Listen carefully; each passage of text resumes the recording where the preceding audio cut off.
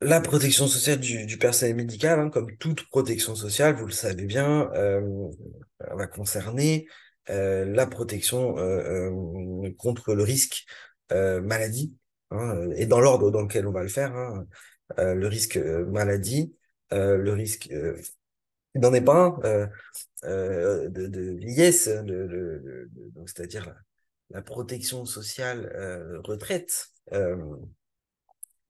Le risque de perte d'emploi aussi à travers les éléments en matière de chômage et bien entendu après, hein, en toute fin, on pourra aussi voir très rapidement contre la protection sociale, si on peut l'appeler comme ça, euh, en matière d'éléments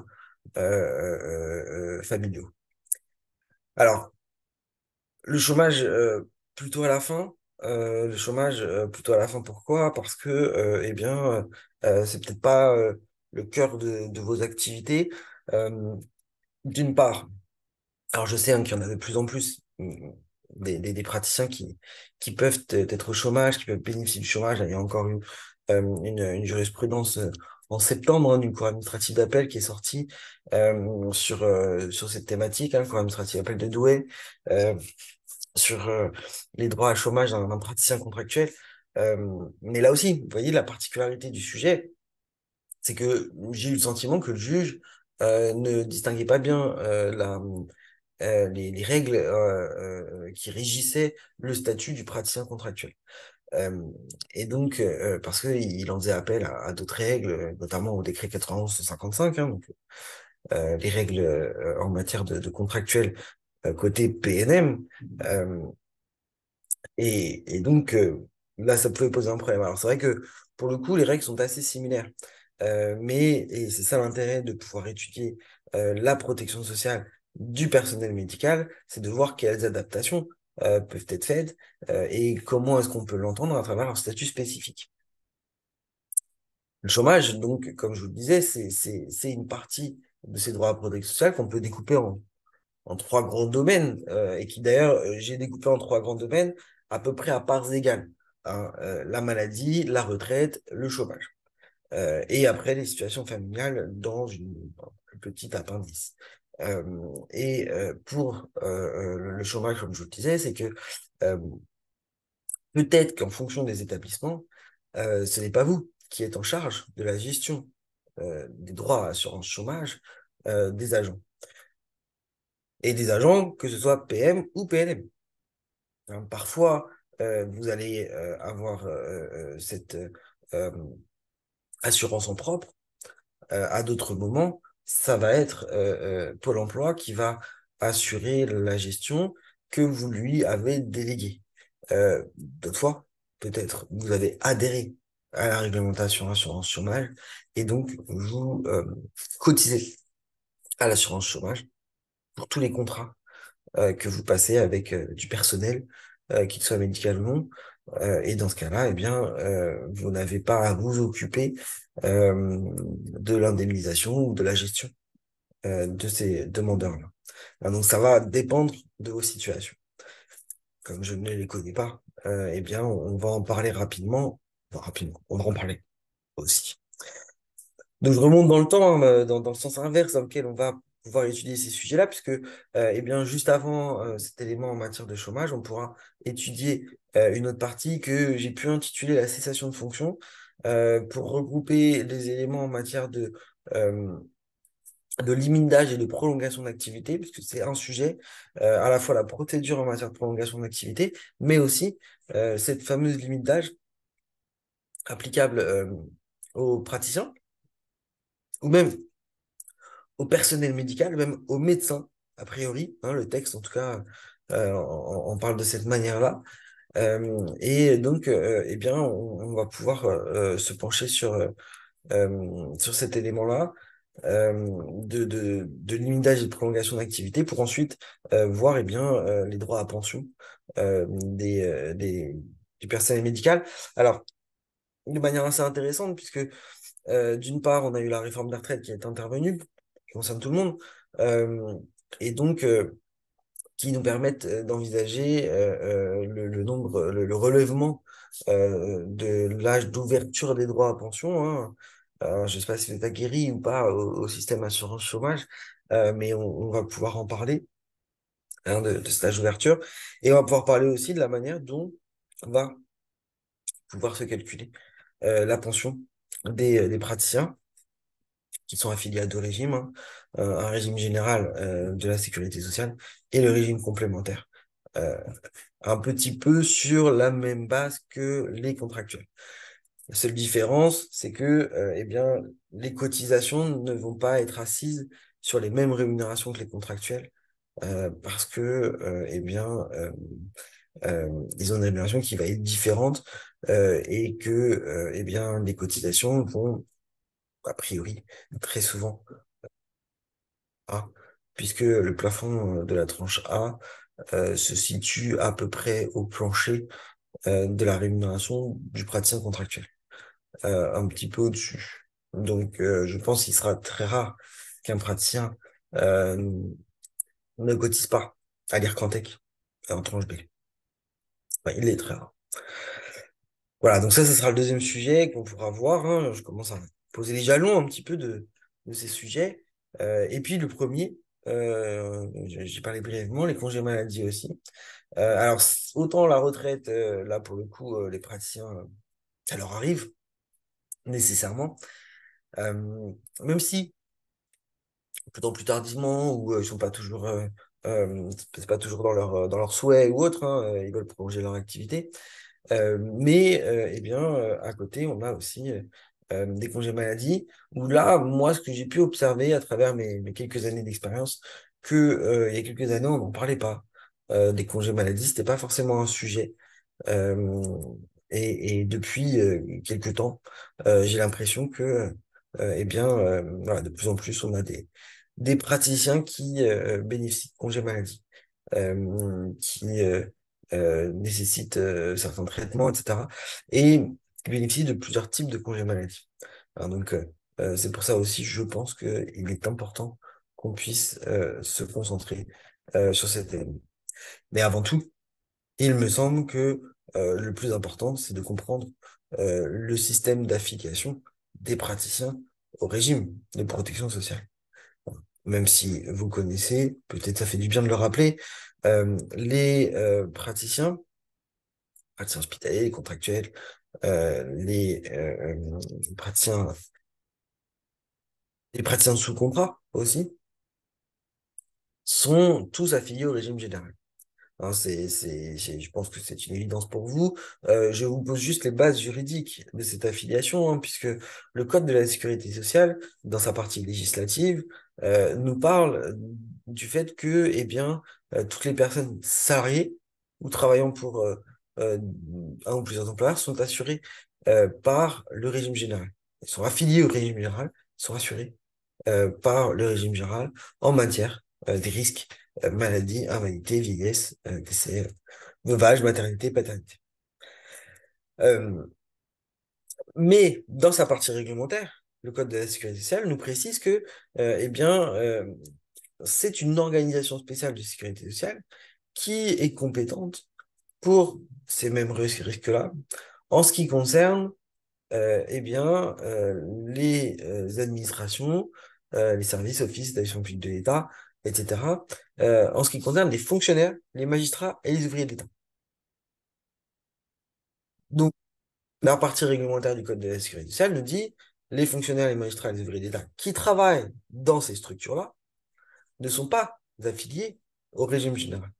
Ce qui, à contrario, revient à dire que tous ceux qui ne sont pas ces personnes-là ne bénéficient pas du régime spécial de la sécurité sociale et donc bénéficient au titre des articles L311-1 et L311-2 du régime général et donc sont affiliés à chacune des caisses. Euh, et donc, on va avoir cet aspect-là qui va pouvoir aussi avoir un impact sur ces éléments-là. Donc, eh bien, Ça va être, hein, en termes de maladie, la CPAM, en termes de euh, retraite, la CARSAT, la CNAV, et l'IRCANTEC en complémentaire, et donc nécessairement Pôle emploi, ou l'établissement en matière de chômage. Pour répondre tout de suite à une question, effectivement, on va parler un peu du temps partiel thérapeutique. Euh, donc, à ce moment-là, si vous voulez, on pourra en parler à ce moment-là, notamment de cet élément spécifique-là et de la saisine du comité médical sur ce point, en sachant que, eh bien, alors, moi, j'ai toujours pas compris pourquoi est-ce que on était toujours en situation de compétence du comité médical pour les praticiens et pas du conseil médical, alors qu'au final, ça renvoie un peu aux mêmes structures, mais bon, encore une spécificité personnelle médicale, on n'est plus à ça près en la matière. Euh, On va en parler d'ailleurs hein, dans une première partie, hein, puisque j'ai prévu d'aborder le sujet du congé maladie dans un premier temps. Et eh bien, j'aborderai le sujet du temps partiel thérapeutique, plutôt au terme du congé maladie. Donc, pas de souci, je garderai votre question de côté pour ce moment-là. Euh, donc, comme je l'annonçais, hein, d'abord se pencher sur le droit à congé maladie des praticiens hospitaliers qui eh bien, vont pouvoir bénéficier de certains systèmes. Ce qu'il faut bien comprendre, hein, c'est que en matière de congé maladie, les praticiens, en fait, peut-être même, on pourrait le dire en matière de protection sociale, mais ça serait plus juste de le dire exclusivement en matière de congé maladie. Les praticiens, en fin de compte, ils bénéficient d'un double système euh, double système qui est à la fois eh bien, qu'ils bénéficient, enfin, qui sont affiliés au régime général, mais qu'ils bénéficient des congés statutaires des fonctionnaires. Hein, c'est un petit peu un double système, c'est-à-dire que autant pour les contractuels, c'est simple, ils sont affiliés au régime général, point. Ils ont comment dire, des obligations statutaires et un régime, notamment défini par le décret 9155, donc relatif aux agents contractuels de la fonction publique hospitalière particulièrement. Euh, pour les praticiens, et c'est ce qui est toujours assez drôle, je dirais, en ce qui me concerne pour les praticiens, c'est que, eh bien, euh, eux, leur régime n'est pas aussi bien défini, hein. Souvent, il y a des vides, il y a des silences, il y a des choses qu'il faut interpréter.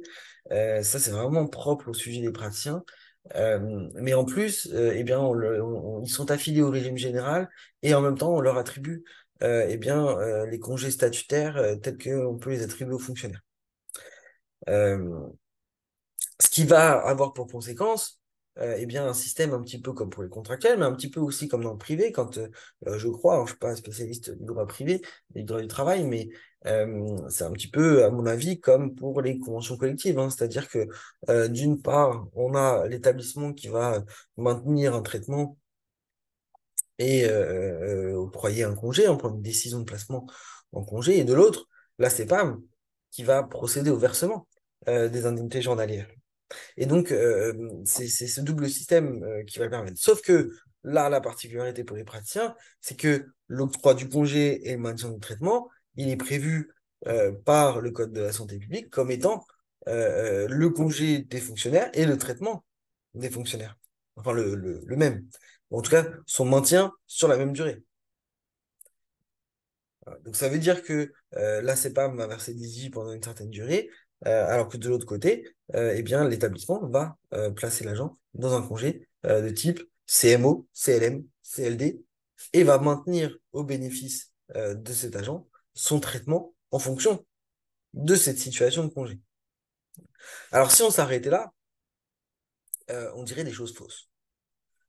Pourquoi? Parce que, eh bien, en fin de compte, même si le praticien bénéficie effectivement de congés maladie statutaires de type CMO, CLM, CLD, et qui bénéficie du maintien de son plein ou de son demi-traitement, eh bien, on ne peut pas considérer que le praticien va bénéficier systématiquement de 3 mois à plein traitement, 9 mois de demi-traitement en CMO, de 1 an à plein traitement, 2 ans à demi-traitement en CLM, et de 3 ans à plein traitement et 2 ans à demi-traitement en CLD. Non, ça serait trop facile. Et pas assez drôle, je pense, pour le réglementateur que d'avoir fait quelque chose d'aussi simple. Non, bien sûr que non, ça dépend du statut. Ça dépend du statut. Il y en a certains pour lesquels, eh bien, on va avoir le maintien du plein traitement en CLM pendant 30 mois ou pendant 18 mois. D'autres, ça va être en CLD, un plein traitement pendant 24 mois. Euh, D'autres, un plan de traitement pendant 6 mois. Enfin, on va avoir vraiment des particularités à chaque fois en fonction des statuts. Et ce qui m'a paru assez étonnant, c'est que au moment de la réforme donc de février 2022 et donc de la création du statut de nouveaux praticiens contractuels, enfin, l'apparition de ce nouveau statut, euh, ils ont ajouté une particularité pour ce nouveau praticien contractuel. Et on verra ça ensemble. J'ai fait un tableau qui résume un petit peu toutes ces situations de congé des praticiens parce que honnêtement, c'est assez complexe de pouvoir s'en sortir avec tous les statuts en fonction de la taille de votre établissement, bien entendu, hein. Peut-être que vous avez assez peu de statuts qui se côtoient, mais eh bien, en fonction du statut, ça va pas être les mêmes droits à plein demi-traitement. Euh, et on ne pourra pas octroyer non plus le même type de congé. Hein, parce que, OK, tous les praticiens, quel que soit le statut, peuvent prétendre statutairement à un CMO, CLM, CLD, mais pas sur la durée qui est prévue pour les fonctionnaires.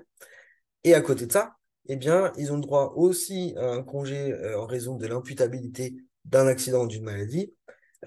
Mais de la même façon, comme ils sont affiliés au régime général, c'est le régime général qui décide. Donc, ils n'ont pas le droit à un CITIS.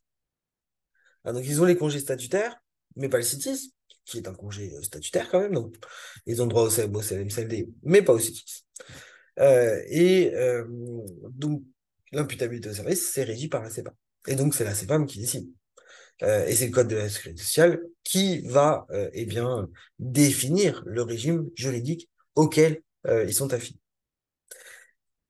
En raison de ce caractère extrêmement hybride de ces droits à congé maladie des praticiens, eh bien, on va avoir, comme je vous le disais, des différences de durée et de maintien du plein ou du demi-traitement, selon le statut. Donc, on est vraiment sur le CMO, le CLM, le CLD en congé statutaire, mais avec eh bien, les spécificités qui tiennent à leur statut, hein, et donc notamment euh, ce comité médical qui, pour le coup, est toujours désigné ainsi dans le Code de la santé publique, comme étant vraiment le comité médical qui va être saisi par le directeur général de l'ARS ou par le directeur d'établissement après avis du président de la CME ou par le DG du CNG en fonction des situations, hein. Donc, en fin de compte, c'est en fonction des procédures et en fonction du statut. Hein, vous le savez, hein, l'autorité investit le pouvoir de nomination pour les praticiens hospitaliers, c'est le CNG, pour les praticiens sous contrat, tous les autres, eh bien, ce sera l'établissement. Et donc, l'autorité qui saisit le comité médical, c'est l'autorité investie du pouvoir de nomination. Euh, et donc, ça dépend de l'agent concerné, mais aussi de la procédure. Donc, l'octroi du congé maladie, la prolongation, hein, est-ce que on le fait ou pas? Hein, vous le savez que pour les fonctionnaires notamment, depuis 2021, eh bien,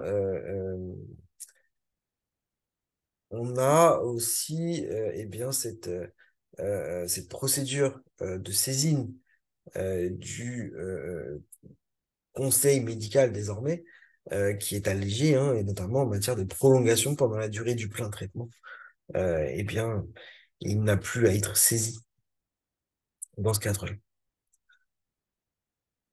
Juste comme ça, à titre d'information, hein, pour le praticien hospitalier, même si le praticien hospitalier, c'est le CNJ qui est son autorité investie pour la nomination, eh bien, en ce qui concerne son CMO ou son CLM, c'est le directeur d'établissement qui va prendre la décision. Alors que par contre, pour le CLD, c'est le préfet de département qui prend la décision de mise en congé longue durée, donc après avis du comité médical départemental. Et par contre, la mise en disponibilité d'office, éventuellement au terme de ce droit à congé maladie, ça sera le directeur général du CNJ. Et en ce qui concerne le congé longue durée du nouveau praticien contractuel, par exemple, hein, c'est un contractuel, c'est le directeur d'établissement qui prend la décision. Ah, donc on voit que pour le praticien hospitalier, il y a quand même aussi, alors que ils sont en général plutôt rattachés en ce qui concerne toutes les décisions concernant leur carrière euh, au CNG, il paraît logique que dans le cadre du CMO, ce soit bien, eh bien l'établissement, hein, qui gère les affaires courantes, mais le CLM, eh bien ça relève aussi de la compétence du directeur d'établissement, bien entendu le CNJ en est informé par la suite. Commençons par voir un petit peu ce qu'il en est, notamment pour le congé maladie ordinaire du praticien, qui eh bien, ne va pas suivre exactement la même procédure que pour les fonctionnaires ou même les contractuels. C'est proche des anciennes procédures applicables justement aux fonctionnaires. Tout à l'heure, quelqu'un parlait de temps partiel thérapeutique. On est aussi un petit peu sur cette dimension-là. Que ce soit PH ou praticien contractuel, hein, ils ont tous. Tous les autres types de praticiens, même le praticien associé, hein, ils ont CMO, CLM et CLD, tous qui leur sont applicables. C'est juste que là, eh bien, en matière de CMO, donc bien entendu, constaté sur la base d'un certificat médical initial, donc maladie dûment constatée sur cette base-là, le praticien est placé de droit en congé maladie ordinaire. Hein, vous le savez certainement, euh, un agent quel qu'il soit, pour le coup, eh bien, est placé en congé maladie ordinaire de droit dès qu'il dépose un certificat médical initial. Et bien entendu, s'il a encore des droits à congé maladie. Ah, donc, s'il a encore des droits, ça veut dire que le congé maladie s'entend sur une période de 365 jours sur une année glissante. Là aussi, le Code de la santé publique euh, a une rédaction qui peut paraître un peu déstabilisante sur ce point-là, mais non, on l'entend comme étant un droit attribué sur une année glissante, c'est-à-dire que si le praticien pose un arrêt maladie et que sur les 365 derniers jours, il a déjà cumulé 6 mois de congé maladie, eh bien, le jour du congé maladie sera un droit à demi-traitement. Même si, bien entendu, il y a les jours de carence qui vont s'appliquer. Mais ça s'appliquera en congé à demi-traitement. Et de la même façon, si sur les 365 jours précédant son arrêt maladie, le praticien bénéficie de 2 semaines de congé maladie, de moins de 3 mois en fin de compte, eh bien, il sera placé à plein traitement. Voilà. Même si, encore une fois, les jours de carence s'appliquent, donc il n'aura rien dans sa poche, mais par contre, eh bien, son droit à plein traitement sera consommé. On est toujours dans cette dimension-là aussi. Et donc, si le praticien est placé en congé maladie, peu importe à plein de traitement, mais on va dire de manière initiale, eh bien, il va pouvoir, son congé maladie, être renouvelé, notamment sur la base d'un certificat médical de prolongation de son médecin traitant, jusqu'à une première limite de 6 mois, euh, qui, à cette date-là, hein, au bout de 6 mois de congé maladie, si le praticien est toujours inapte, temporairement, bien entendu, à voir s'il l'est définitivement, temporairement inapte à la reprise du service, eh bien, le comité médical va être saisi pour toute prolongation au-delà de ces 6 mois. Euh, et donc, le comité médical se prononcera sur l'opportunité ou non de prolonger le congé maladie du praticien au-delà des 6 mois. Bon, ça, pour le coup, c'est assez proche aussi de ce qui pouvait être fait et ce qui peut être fait pour eh bien, les fonctionnaires en la matière.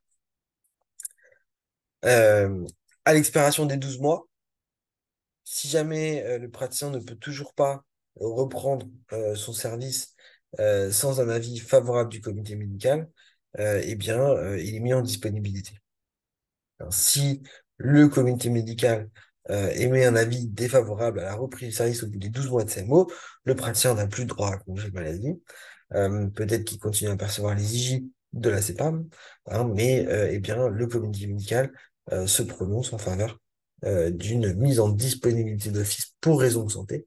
Euh, à voir hein, si c'est le plus intéressant ou si il faut placer le praticien en recherche d'affectation peut-être pour qu'il trouve un poste qui corresponde à son état de santé, parce que, ne l'oublions pas, les praticiens aussi bénéficient d'un droit à reclassement, hein, le reclassement qui est un principe général du droit. Hein, donc, eh bien, on peut se poser aussi la question de savoir si on doit engager une démarche de reclassement au bénéfice des praticiens. En sachant qu'au bout de 12 mois de congé maladie ordinaire du praticien, eh bien, on peut relever que la vacance du poste. Hein. Vous pouvez lancer des candidatures, hein, notamment ces profils de poste hein, qui sont aujourd'hui nécessaires, notamment pour recruter des PH dans les établissements et qui permettent d'identifier les différentes spécialités, les différentes affectations, les différentes compétences que vous attendez d'un praticien au sein de votre établissement. Ah, donc, voilà. Alors là, on est simplement sur le congé maladie ordinaire, sur la procédure du congé maladie ordinaire. Quelques petites précisions au-delà de l'aspect seulement procédural dans le temps de ce congé maladie ordinaire.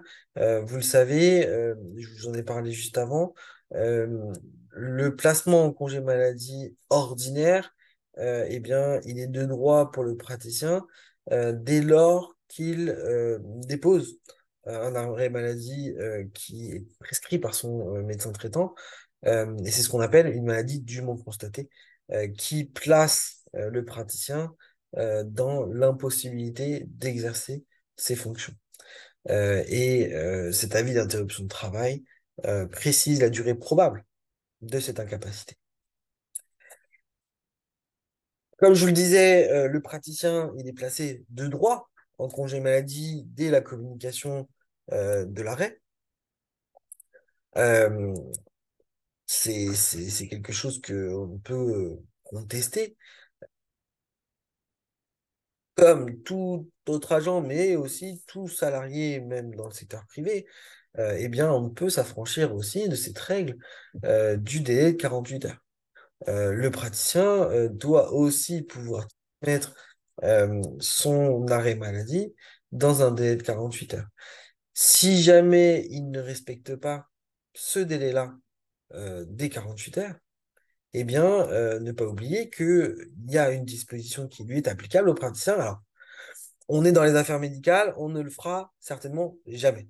Mais il faut pouvoir l'avoir dans un coin de la tête, que ce délai de 48 heures déjà est applicable, et que si le praticien ne transmet pas son arrêt, son avis d'interruption de travail dans un délai de 48 heures, eh bien, il y a une possibilité pour l'établissement de lui faire un courrier de rappel en lui précisant que si dans les 2 ans qui suivent, à nouveau, il ne se transmet pas dans un délai de 48 heures, eh bien, euh, sa rémunération pourra être réduite de moitié. Alors, moi, je ne connais pas d'établissement qui l'ont mis en place, cette procédure pour le personnel médical. Euh, et dans tout cas, il pourrait paraître étonnant qu'un médecin oublie de transmettre l'arrêt maladie dont il bénéficie dans les 48 heures qui suivent son établissement, sa prescription. Voilà. Mais, sait-on jamais, on en voit souvent un peu de toutes les couleurs en matière d'affaires médicales. Donc, ne présumons de rien, mais ça peut être envisageable. Voilà, donc il faut pas oublier hein, qu'il y a cette possibilité quand même de mise en demeure dans les 2 ans qui suivent un retard, un envoi tardif de l'arrêt maladie.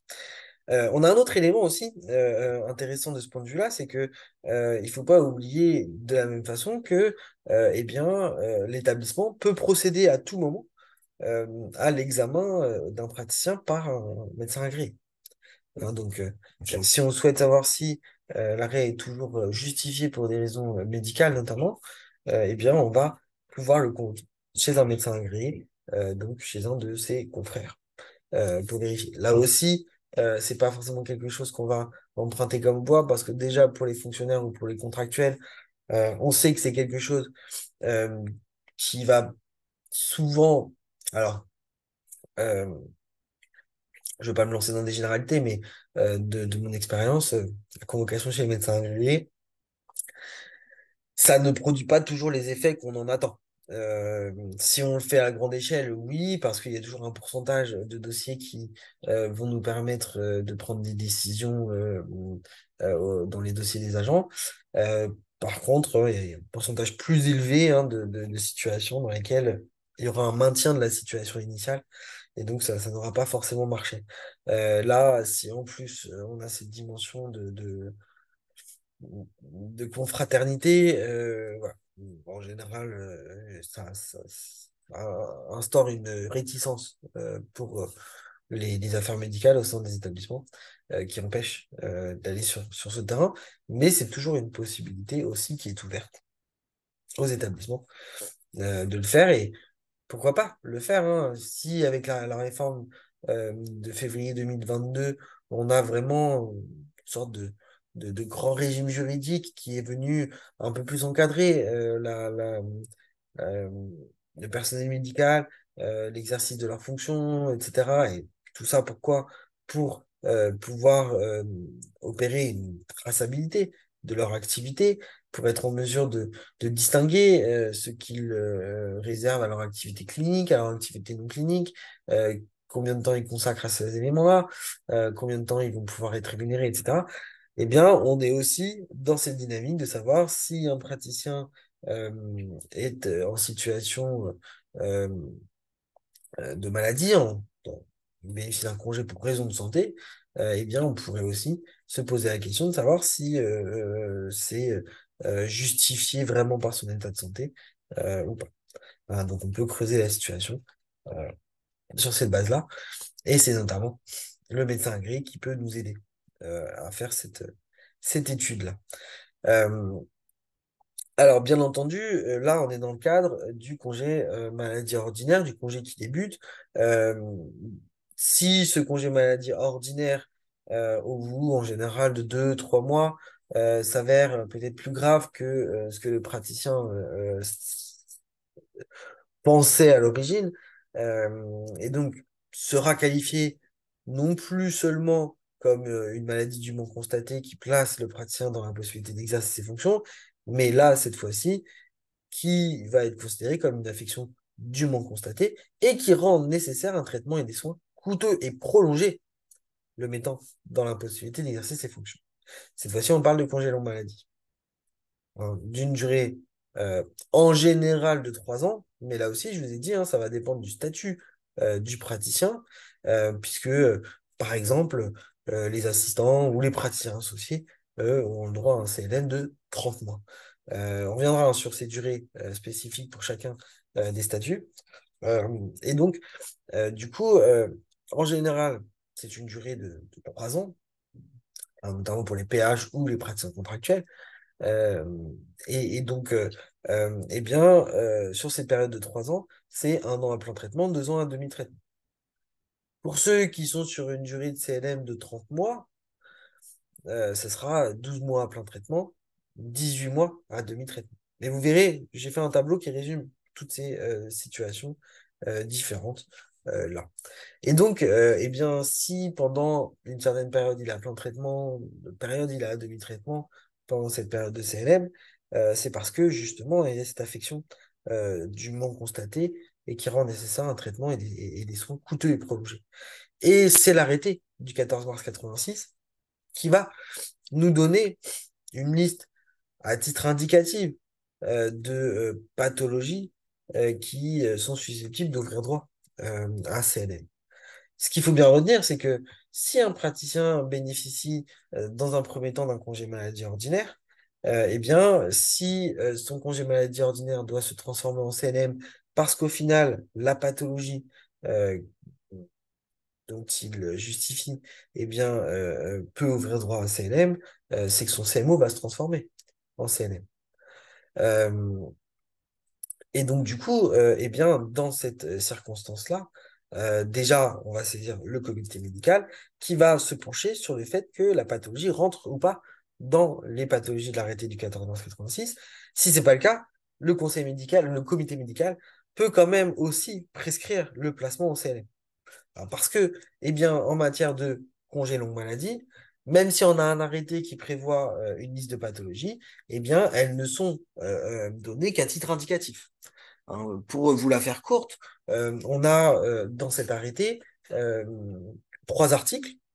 Un premier avec les pathologies, un deuxième alors des pathologies chroniques hein, de type, on va avoir la sclérose en plaques, on va avoir la maladie de Crohn, on va avoir des pathologies de ce type-là.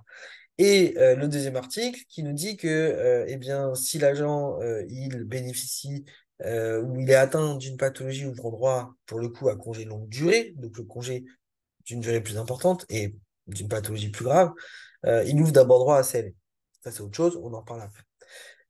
Et le troisième article, qu'est-ce qu'il nous dit? Il nous dit que dans tous les cas, si le praticien il a aucune des pathologies qui sont indiquées dans les premiers et deuxièmes articles, eh bien, le comité médical peut lui octroyer quand même un CLM. Donc, vous voyez le caractère hein, de ce CLM, c'est effectivement le comité médical qui va rendre un avis sur ce point-là.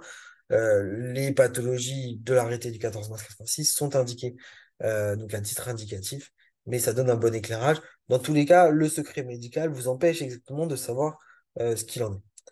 Et c'est donc pour moi l'occasion de répondre à une question aussi là-dessus. Hein, si eh bien, on n'a pas de réponse du comité médical sur le placement en CLM, si vous constatez qu'effectivement, alors, n'oubliez pas, hein, le secret médical vous empêche de savoir exactement quelle est l'affection. En matière de congé non imputable, c'est compliqué. Je peux l'entendre, il se peut, par inadvertance, que vous ayez connaissance, parce qu'il vous le dit, etc. Bon, même si vous le dit, vous n'êtes pas délié du secret, enfin, du secret médical. Hein, donc, normalement, vous n'êtes pas censé le savoir. Mais peu importe. Dans tous les cas, la réponse ne se trouve pas sur un terrain de la pathologie du praticien, mais plutôt du droit. Alors, si jamais on n'a pas de réponse du comité médical, alors qu'on a introduit un avis auprès de ses services pour l'opportunité d'accorder un praticien en CLM, eh bien, effectivement, si vous avez vent de la pathologie du praticien, vous pouvez anticiper et le placer en CLM, ça vous évitera de faire des manipulations en termes de rémunération. En général, la pratique qui est employée, c'est que on le place dans la position administrative qui est la sienne tant qu'elle n'est pas illégale. Et du coup, si vous n'avez pas de réponse du comité médical avant le terme des 3 premiers mois du congé maladie ordinaire, à mon avis, il vaut mieux le laisser en CMO parce qu'il n'y a pas d'impact en matière de rémunération. Par contre, effectivement, si on dépasse les 3 mois et qu'en plus vous avez vent de la pathologie identique à celle de l'arrêté du 14 mars 86, bon, à mon avis, il vaut mieux le placer en CLM. Pour deux raisons, c'est que fort probablement ce sera le cas. Et la deuxième raison, c'est que on est sur des régimes juridiques de praticiens et que du coup, on ne peut pas être aussi sévère que pour le personnel non médical pour cette raison-là. Hein, donc, on va le faire de cette manière-là en règle générale. Euh, En sachant que normalement, en tant que le comité médical ne s'est pas prononcé, on n'est pas censé placer dans une position. Voilà. Et puis, il y avait aussi peut-être cette petite réticence de la part des établissements qui hésitent à le faire et qui, surtout pour PNM, ne le font pas. C'est que si jamais vous avez un praticien à qui vous octroyez un plein traitement, notamment parce que vous lui accordez un CLM, et qu'au final, il n'y ouvre pas droit, vous allez générer un trop perçu. Et donc, du coup, vous allez courir après votre argent. Alors que si par contre, vous l'avez laissé en CMO, notamment en demi-traitement, et que vous requalifiez en CLM, c'est à vous de reverser l'argent. Et c'est toujours plus facile pour un établissement de reverser de l'argent à un agent plutôt que de lui en demander le reversement. C'est aussi pour ça qu'il faut choisir sa stratégie. Après avoir répondu à votre question sur ce point-là, euh, euh, et donc, voilà. Alors, si, pour le CLM, hein, le comité médical doit être saisi. Hein, je ne crois pas avoir dit qu'il ne devait pas être saisi, ou à ce moment-là, je suis désolé de l'avoir dit, hein, mais effectivement, pour clarifier ces éléments, si, le comité médical est saisi, hein, bien entendu, pour le congé longue maladie. C'est peut-être quand j'ai parlé de la saisine pour le PH, hein, du CMO, CNM, c'était une décision du directeur d'établissement, mais bien entendu, après avis du comité médical. Donc le comité médical doit bien être saisi, hein, pour le CLM. L'attribution d'un CLM ou d'un CLD, c'est décidé par bon, soit le directeur d'établissement, soit le préfet, soit le CNG. Euh, c'est décidé, mais après avis du comité médical. Hein, et c'est juste le CMO qui n'est pas attribué après avis du comité médical, il est prolongé 6 mois après avis du comité médical. C'est juste la différence. Mais sinon, le comité médical pour un CLM et pour un CLD, donc des congés de maladie avec des pathologies d'une certaine gravité, eh bien, ils sont accordés après avis du comité médical. Et on voit ici l'intérêt que le comité médical se prononce pour le CLM, puisque effectivement, ce sont des pathologies spécifiques qui, en plus, sont sur une liste non exhaustive. Alors, donc, voilà. Alors, pour poursuivre justement sur cet élément, hein, n'oublie pas, donc l'arrêté du 14 mars 86, c'est des listes exhaustives. Donc, si le praticien il a effectivement une pathologie, ou vous le savez, vous avez vendre sa pathologie qui est bien dans l'arrêté du 14 mars 86, ça vous donne une bonne indication sur le fait qu'il pourra ouvrir droit à CLM. A contrario, si jamais il a atteint d'une pathologie qui n'est pas dans l'arrêté du 14 mars 86 et qu'il demande un CLM, là par contre, vous ne savez pas. Parce que le comité médical peut quand même lui octroyer un CLM, forcément. Alors pour tous ces sujets, hein, c'est vrai qu'en 2 heures de webinaire, ça peut paraître un peu chargé sur ça. On peut y passer plusieurs jours sur tous ces sujets qui sont fort intéressants, mais on n'a que 2 heures en webinaire pour le faire sur ces points. Je vous ai mis juste des petits exemples des reconstitutions, hein, parce qu'il ne faut pas oublier qu'un droit à CLM peut être ouvert à un praticien s'il reprend 12 mois, hein, c'est-à-dire qu'en gros, le CLM, le congé longue maladie du praticien, c'est un congé longue maladie qu'il peut prendre un nombre illimité de fois sur sa carrière. La seule borne, c'est que entre deux congés longue maladie, il doit avoir repris au moins pendant 12 mois. Pas pendant 12 mois entre deux congés longue maladie, eh bien, c'est le congé longue maladie entamé précédemment qui se poursuit. C'est ici les deux exemples, hein. En haut, vous avez un praticien qui a bénéficié d'un arrêt pendant 3 ans, donc un praticien hospitalier notamment. Il reprend pendant 12 mois au minimum. Il se reconstitue des droits à CLM en entier. Dans mon deuxième exemple, vous avez un praticien qui a bénéficié d'un arrêt maladie pendant une période de 12 mois, euh, donc en CLM. Il reprend 2 mois son activité et de nouveau, il est placé 6 mois en arrêt maladie. Eh bien, ce nouvel arrêt maladie de 6 mois, qui éventuellement peut être une prolongation de son CLM initial, euh, sera justement dans la continuité de son congé longue maladie initial, puisqu'il n'a repris que 2 mois et non pas 12. Et donc, du coup, pendant ces 6 mois, il sera à demi-traitement, puisqu'il a déjà bénéficié de son plein traitement pendant les 12 premiers mois. Si au moment où il reprend effectivement pendant 12 mois, à ce moment-là, il aura le droit à un CLM complet. Voilà le principe de ce congé longue maladie. On a ensuite le congé qui va être le congé octroyé en fonction de la pathologie la plus sévère, le congé longue durée, qui est justement ouvert aux agents, donc là, aux fonctionnaires ou aux praticiens, dans le cas où ils sont atteints d'une des 5 pathologies. Et là, pour le coup, contrairement au CLM, c'est une liste de 5 pathologies exhaustive. C'est-à-dire que si le praticien est atteint de l'une de ces pathologies, il a droit à CLD. Mais de la même façon, s'il n'est pas atteint d'une de ces pathologies, il n'a pas le droit à CLD. Ça marche dans les deux sens, contrairement au CLM. Tuberculose, poliomyélite, bon, c'est des pathologies un peu plus rares aujourd'hui, mais qui existent encore.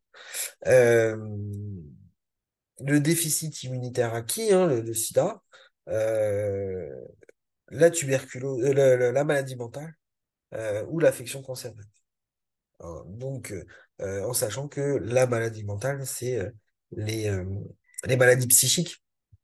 Hein, donc, les praticiens y ouvrent droit aussi si eh bien, ils sont atteints d'une de ces pathologies-là. Ils pourront ouvrir droit à un congé longue durée qui, de manière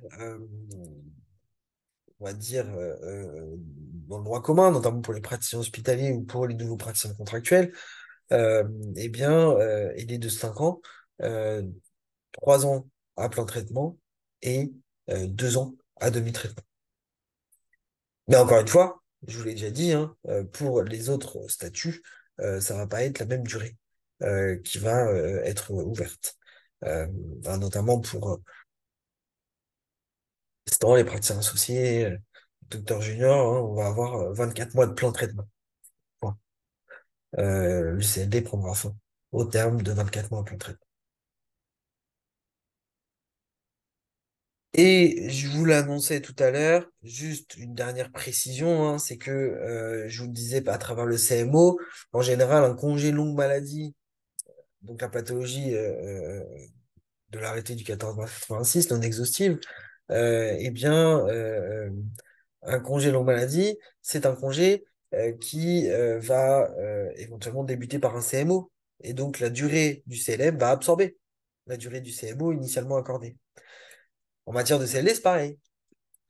C'est-à-dire que eh bien, le praticien bénéficie d'un CMO dans un premier temps, il est arrêté, et puis très rapidement, il se rend compte que la pathologie est un peu plus sévère que prévu. Éventuellement, il fait une demande de CLM.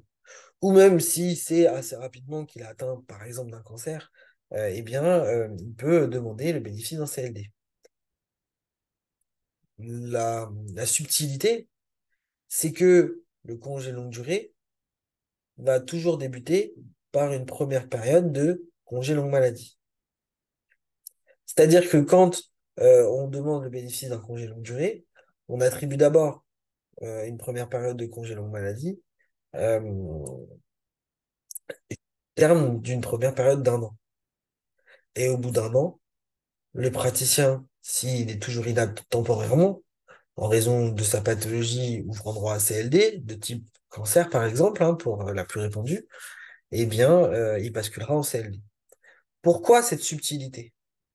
Comme je vous l'ai dit, le CMO, bon, c'est les arrêts, on peut considérer les bobos du quotidien, qui peuvent être graves aussi, mais voilà, où on n'en sait pas beaucoup plus. Donc, le CMO, c'est le classique. Le CLM, ça commence à être d'une certaine gravité. Euh, et le CLM, eh bien, on peut en bénéficier plusieurs fois dans sa carrière. Dès lors que j'ai au moins 12 mois de reprise de service entre deux congés longue maladie. Ce qui n'est pas le cas du CLD, qu'on ne peut obtenir dans l'ensemble de la carrière que une seule fois, pour un même type de pathologie. Donc ça veut dire qu'on ne peut obtenir que 5 CLD, parce qu'il n'y a que 5 types de pathologies. Sur l'ensemble de sa carrière, le praticien ne pourra bénéficier que de 5 CLD. La logique, c'est que si jamais je qualifie l'arrêt maladie d'un praticien trop rapidement en CLD, ça le prive d'un droit complet à CLD ultérieurement. Imaginez, je vous donne un exemple précis, hein, un praticien déclare un cancer et qu'au bout de 3 mois, on le place en CLD. Ça veut dire que, eh bien, il va avoir 3 premiers mois en CMO. Au bout de 3 mois, il bascule en CLD. Donc, les 3 premiers mois sont requalifiés en CLD. Et au bout d'un an, ça va un petit peu mieux. Donc, il a de la chance. Et à ce moment-là, il peut reprendre le service. Il aura consommé un an de CLD au titre de son cancer.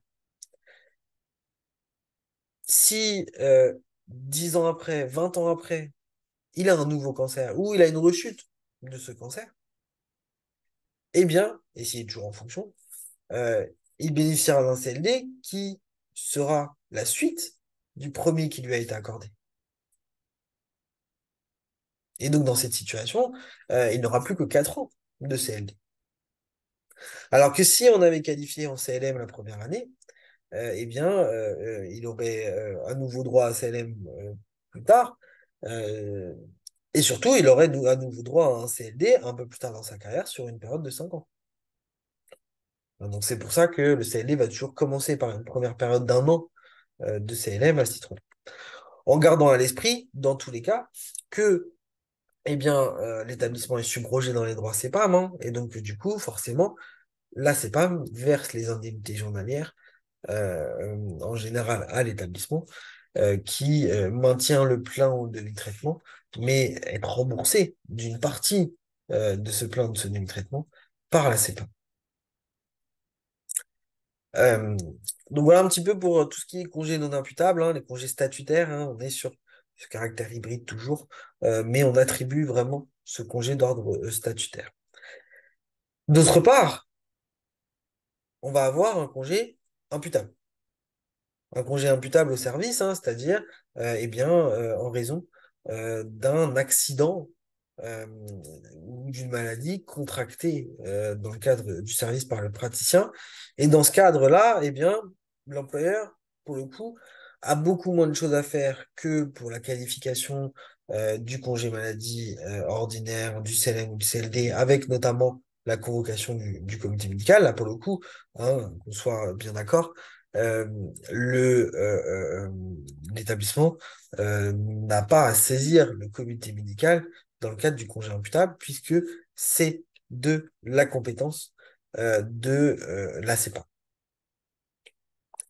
Et contrairement aussi au CITIS, qui est un congé statutaire, le praticien, il n'est pas placé dans un congé illimité, hein, parce que les congés pour invalidité temporaire imputable au service ouvert aux fonctionnaires, c'est un congé maladie qui n'a pas de durée limitée, contrairement aux autres congés non imputables.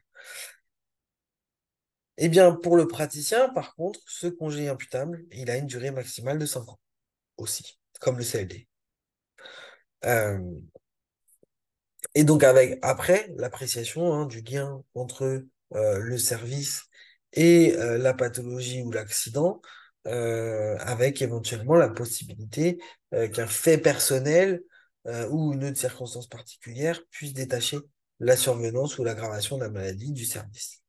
Mais ça n'appartient pas à l'établissement, puisque c'est de la compétence de la CEPAM qui va pouvoir traiter la demande d'un praticien qui déclare un accident, alors qu'il déclare en général à l'établissement transmet à l'assurance maladie.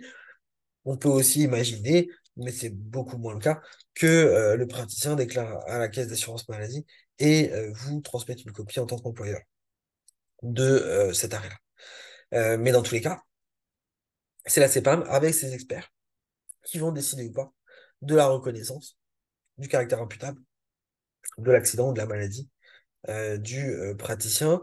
En matière de maladie, par exemple, la caisse primaire d'assurance maladie dispose d'un délai de 30 jours. Alors, accident, à compter de la déclaration d'accident et du certificat médical initial pour prendre sa décision ou éventuellement pour diligenter des expertises médicales. Et la raison pour laquelle je vous indiquais juste avant que si le praticien ouvre droit à congé imputable hein, au service, euh, eh bien, c'est parce que son accident présente un lien avec le service, c'est-à-dire un lien direct avec l'exercice de ses fonctions ou avec des conditions de travail qui sont de nature à susciter le développement de la maladie. Je vous disais ça parce que si la CEPAM est compétente, vous avez aussi la possibilité d'émettre ce qu'on appelle une lettre de réserve auprès de la CEPAM en lui disant je ne suis pas totalement d'accord avec la déclaration émise par mon agent. Voilà les circonstances dans lesquelles se sont passées, qui, à mon sens, en tant qu'établissement, je considère que c'est pas nécessairement imputable au service. Si la CEPAM reconnaît tout de même, vous placerez l'agent en congé maladie imputable pour une durée de 5 ans au maximum, avec le maintien de son plein traitement pendant cette durée des 5 ans. On parle de praticiens hospitaliers, hein. Si on parle des autres statuts, là pour le coup, en matière de durée du plein traitement pendant le congé imputable, ce qui est sûr, c'est que tous les statuts bénéficient du plein traitement pendant le congé imputable. Par contre, pendant une durée variable en fonction des statuts. Hein, pareil, je vous ai indiqué ça dans un tableau qui résume toutes ces situations. À titre d'indication, les assistants, ils ont le droit pendant 24 mois, alors que les associés, c'est pendant 36 mois. Euh, les praticiens hospitaliers, c'est pendant 5 ans maximum. Les nouveaux praticiens contractuels, c'est pendant 2 ans. Voilà. Je ne peux pas vous dire pourquoi, mais en tout cas, je peux vous dire que il y a toutes les situations qui sont prévues en termes de droit à traitement pendant un congé maladie. Moi, je vous invite éventuellement à faire une lettre de réserve si vous n'êtes pas complètement d'accord. Cette lettre de réserve, elle va se faire au moment de la déclaration du praticien et dans les 10 jours à compter de cette déclaration. Soit parce que vous contestez l'événement, c'est-à-dire que vous n'avez pas d'éléments sur cette existence, hein, pas sûr que ce soit vraiment passé, ou en tout cas comme c'est indiqué dans la déclaration. Vous pouvez aussi considérer que ce n'est pas un accident, hein, c'est-à-dire que dans un premier temps, on considère qu'il n'y a pas d'événement. Dans un deuxième temps, on considère que l'événement n'est pas un accident, c'est-à-dire que cet événement n'est pas un choc brutal et soudain. Euh, c'est la définition de l'accident. Ou dans un troisième temps, vous considérez que effectivement il y a un accident, mais par contre, il n'y a pas de lien entre le service et l'accident pour plusieurs raisons, hein. Soit parce que le praticien a eu un comportement peut-être déplacé, ou parce qu'il s'est battu pour certaines raisons étrangères au service, voilà, des éléments comme ça, ou parce que aussi il a peut-être une pathologie antérieure qui n'a rien à voir avec le service, qui a déclenché cet accident. Donc ça peut être envisageable aussi de ce point de vue-là. Voilà, alors ça, c'est vraiment dans le cas où vous n'êtes pas complètement d'accord avec la déclaration d'accident et donc du coup, eh bien, vous le contestez. Voilà un petit peu ce qui peut en être pour les congés non imputables, CMO, CLM, CLD, ou le congé imputable, hein, qu'on va garder comme qualification juridique de congé imputable de la compétence de la CEPAM particulièrement. Je vous ai mis des éléments, hein, quels qu'ils soient, congé maladie ordinaire ou pas, hein, sur le courrier d'information sur les risques dont je vous parlais tout à l'heure, si jamais il y a un retard de plus de 48 heures du praticien. Euh, avec la réduction de la rémunération de moitié, qui est très peu utilisée à l'égard des praticiens. Déjà, à l'égard du personnel non médical, je crois, c'est rare, mais alors encore plus à l'égard du personnel médical, en sachant que pendant tout type de congé, normalement, le praticien doit se soumettre aussi à la contre-visite auprès du médecin agréé. S'il refuse ou s'il n'est pas là, normalement, on est censé pouvoir interrompre sa rémunération. Hein, mais c'est une convocation auprès du médecin agréé hein, qui donc va faire l'objet d'un rendez-vous à un jour et à une date, à une heure précise sur ce point. Euh, Voilà un petit peu ces éléments en matière d'obligation, en sachant que, juste pour finir sur ces congés maladie, dans la situation où eh bien, un praticien, hein, de la même façon que pour les autres personnels, n'a pas pu bénéficier de ses congés annuels en raison de son congé maladie, eh bien, l'année en cause, hein, si par exemple du 1er janvier au 31 décembre, il était malade, et bien, à son retour au 1er janvier de l'année N+1, il aura le droit à prétendre à ses congés annuels de l'année précédente où il était en congé maladie, en plus de ses congés annuels de l'année en cours. Et il devra les utiliser sur une période de 15 mois à compter de sa reprise. Euh, voilà, ça c'est le report des congés annuels qui donc est applicable aux praticiens également. Dernier élément en la matière, c'est le temps partiel thérapeutique. Et là, je crois qu'effectivement, on a aussi une interrogation sur ce temps partiel thérapeutique, puisque eh bien, le service à temps partiel thérapeutique, vous connaissez le principe, je pense, hein, je vous ai mis les références du Code de la santé publique sur ce point. Les praticiens perçoivent l'intégralité de leur traitement euh, et ils peuvent en bénéficier par période de 3 mois renouvelables euh, ou 6 mois renouvelables une fois pour les ATMP normalement dans la limite d'un an. Le report des RTT, excusez-moi, je n'avais pas vu la question, c'est vrai que ça concernait la question d'avant. Non, le report des RTT n'est pas possible, hein, c'est juste le report des congés annuels. Quand on considère que les congés annuels, c'est un droit fondamental pour tout travailleur de l'Union européenne, et donc du coup, c'est le seul qui peut faire l'objet d'un report. Les RTT, non, parce que c'est juste un remboursement du temps de travail qui est effectué sur une période donnée, et donc on ne peut pas.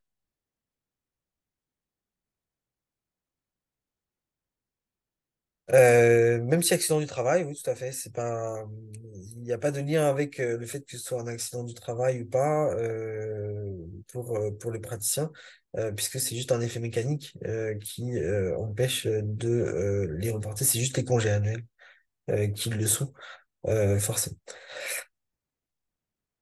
Je vois très bien de quoi vous parlez, hein. On va pas avoir le temps de débattre sur ce sujet, mais oui, non, c'est pas envisageable. Euh, Si, eh bien, le temps partiel thérapeutique, ce qu'il faut avoir en tête aussi, c'est que là, on est sur, je sais pas si vous connaissez le personnel non médical. J'imagine que parmi les participants là, on a des personnes qui sont sur le personnel non médical. Euh, alors, pour le personnel non médical, vous le savez, hein, le temps partiel thérapeutique a fait l'objet d'évolutions dans la fonction publique de mémoire en juillet 2021, donc il y a un peu plus de 2 ans. D'ailleurs, il y a plein qui ont trouvé ça pas très pratique comme nouvelle procédure, plus fluide, hein, plus intéressante pour les agents, mais pour les services gestionnaires, un peu moins. Notamment hein, ces éléments où eh bien, le temps partiel thérapeutique pouvait être renouvelé au bout d'un an. C'est-à-dire que dès lors qu'un praticien reprend une durée, qu'un agent, excusez-moi, donc un fonctionnaire en particulier, reprend un an à la suite d'un temps partiel thérapeutique, il peut à nouveau avoir droit à un temps partiel thérapeutique pour la même pathologie. La situation n'est pas la même pour les praticiens, puisque eh bien, les praticiens n'ont le droit à un temps partiel thérapeutique que dans la limite d'un an pour une même affection. Euh, Par contre, effectivement, eh bien, donc dans cette situation, pour répondre à votre question de tout à l'heure qui a été posée, eh bien, le temps partiel thérapeutique pour un praticien ne peut pas être prolongé au-delà d'une année pour une même affection. Si ce n'est pas la même affection, a priori, oui. Ce qui n'est plus possible en plus pour les fonctionnaires. Bon, là-dessus, ne me demandez pas pourquoi.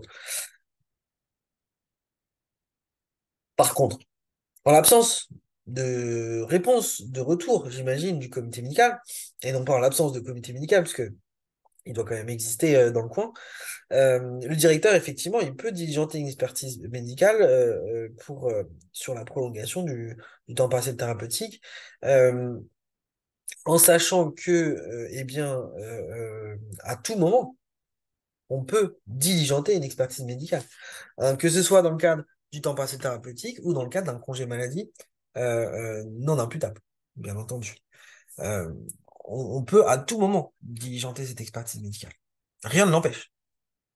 Hein, donc effectivement, là-dessus, pas de souci. Et justement, c'est que la procédure qui est suivie, c'est que le temps partiel thérapeutique, il est accordé après saisine du comité médical par l'établissement, après un arrêt, même d'une durée d'une journée, CMO, CNM, CND, un congé imputable, une affection de longue durée, alors que pour les fonctionnaires, aujourd'hui, vous le savez peut-être, hein, mais c'est que le temps partiel thérapeutique, il est octroyé alors même qu'il n'y a pas d'arrêt maladie préalable. Et l'agent, le praticien, demande le bénéfice d'un temps partiel thérapeutique sur la base d'un certificat médical du médecin traitant. On va saisir le comité médical, ce qui n'existe pas ou plus pour les fonctionnaires. Et en fonction de l'avis que va émettre le comité médical, on place le praticien en temps partiel thérapeutique. C'est vrai que ça paraît simple quand on voit ça en schéma. Alors, mais ça l'est dans les faits un petit peu moins. Parce que il y a toujours des situations qui sont un petit peu à part, qui rentrent pas forcément dans toutes les cases, etc. Mais ne pas oublier que pour le praticien, on reste vraiment hein, sur cette dimension d'un temps partiel thérapeutique dans la limite d'un an pour une même affection, hein, ce qui statutairement, en fin de compte, empêche le praticien de bénéficier d'un nouveau temps partiel thérapeutique euh, au-delà de cette période-là. Euh, alors, c'est dans les conditions fixées du Code de la Sécurité sociale, et moi, c'est ça qui m'embête un petit peu, et c'est pour ça que j'entendais votre question dans ce sens-là, c'est que, à mon sens, quand on est sur cette dimension-là du Code de la Sécurité sociale, c'est que au régime général, en fait, dans le privé, les salariés du régime général euh, peuvent prétendre euh, à temps partiel thérapeutique sur une durée supérieure à un an. Le problème, c'est que, on est toujours dans cette dimension de double statut, hybridité de ces éléments-là. Hein. Mais vraiment, normalement, c'est vraiment dans la limite d'une période d'un an. Et on peut pas aller au-delà de cet élément-là, bien entendu. Alors, si pour vous c'est bon, on peut envisager d'autres éléments désormais, en sachant que, je vous ai précisé toutes ces durées de congés spécifiques dans un tableau qui résume ces situations-là. Euh, Ah, vous avez eu un problème de son? Désolé. C'est moi qui... c'est peut-être ça. J'espère que ça n'est pas venu de moi. Euh, c'est dommage. C'était pile au bon moment. Enfin, pile au mauvais moment, du coup, sur ce point. Ce que je vous disais que c'est que euh, le temps partiel thérapeutique, effectivement, est accordé à un praticien, donc un préavis favorable du comité médical, euh, selon les conditions qui sont prévues par le Code de la Sécurité sociale.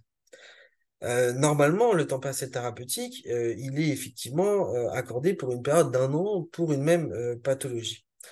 C'est juste que le Code de la Sécurité sociale n'envisage pas cette durée nécessairement d'un an.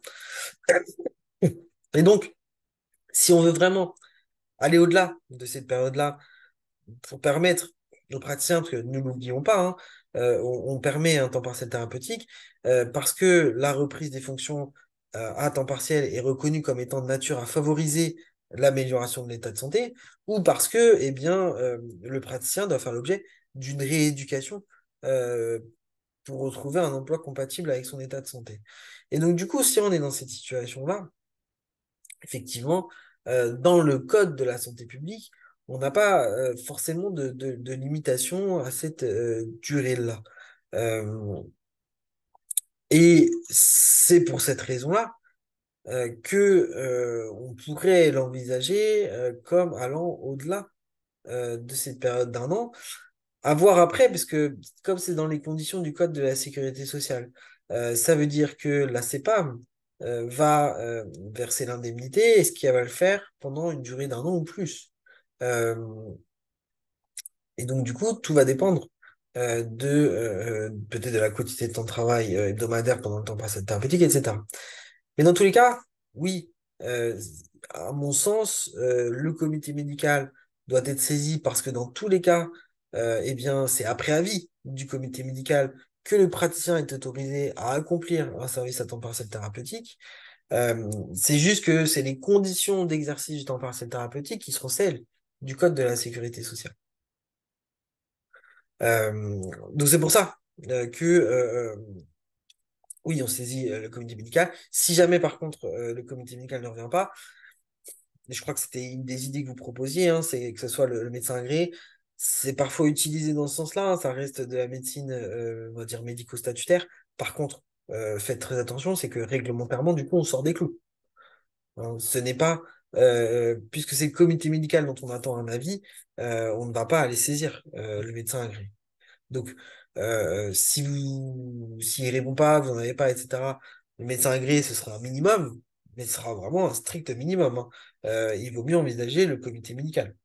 Et retenez bien que dans tous les cas, il y a une coordination avec le régime général et à voir ce que la CEPAM autorise ou pas.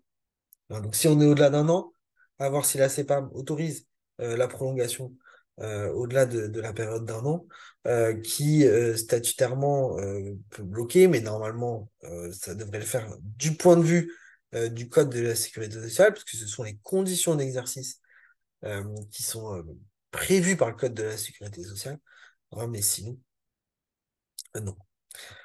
Voilà. J'espère que eh bien, je réponds quand même à votre question dans ce sens-là. Ne réponds plus aux demandes d'instruction des dossiers. Ah oui, c'est un problème. Effectivement. Alors, les problèmes avec les conseils médicaux ou comités médicaux, ça, dans les départements, on y est confronté vraiment très régulièrement. C'est vraiment un gros problème. Donc effectivement, à ce moment-là, vous pouvez pas faire autrement. Je dirais même, ce n'est pas de votre responsabilité. Donc oui, allez voir le médecin agréé. Ce sera le strict minimum. Et si jamais la responsabilité de l'établissement doit être engagée parce qu'on considère que vous n'avez pas saisi le bon professionnel de santé ou la bonne instance, la bonne structure, dans ce cas-là, vous pourrez toujours justifier hein, l'absence de réponse du comité médical sur ces points. Et j'ai peur que le comité médical, comme pour beaucoup en matière de praticiens hospitaliers, confondent les procédures et identifient la procédure applicable aux fonctionnaires ou aux contractuels. Voilà. Donc oui, allez voir le médecin agréé pour lui demander si effectivement c'est justifié de prolonger la quantité de temps de travail réduite du praticien et voyez si la CEPAM suit en matière d'hygiène. Tenez-en vous là. Dans tous les cas, c'est moins grave que pour un fonctionnaire, par exemple, parce que eh bien, ça reste, on va dire, des conditions du régime juridique du Code de la sécurité sociale, donc de la CEPA. Hein, donc, euh, vous arrivez au terme de l'année avec une demande de prolongation, vous demandez à un médecin agréé s'il y a lieu de le prolonger, et vous demandez à la CEPAM si elle suit en matière d'hygiène.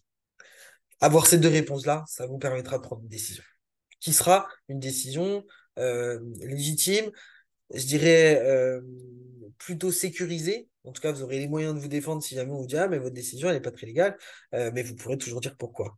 Donc voilà, je trouve que ce serait le plus sécurisé. Euh, N'hésitez pas. Incohérence entre la CEPAM qui consolide une grave maladie. Une grave maladie?